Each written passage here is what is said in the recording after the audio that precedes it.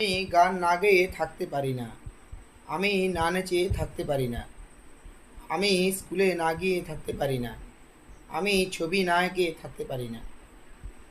Hello friends, আজকে আমি এই ধরনের বাক্য কিভাবে বলতে হয় বা বাক্যগুলো কিভাবে আমাদেরকে তৈরি করতে হবে তা নিয়ে আমি সম্পূর্ণ ডিসকাস করছি। তোমরা একটু মনোযোগ দিয়ে আমার সাথে থেকো।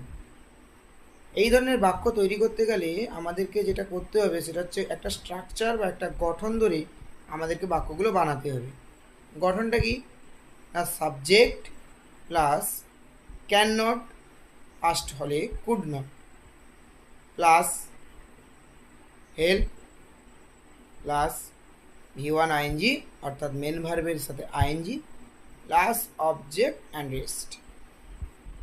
তো চলো আমরা দেখি তাহলে এই ফর্ম ধরে কিভাবে বাক্যগুলো বানাতে পারি।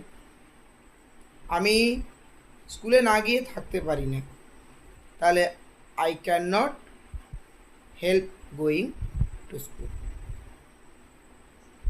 আমি ছবি না এঁকে থাকতে পারি না, I can not help drawing pictures.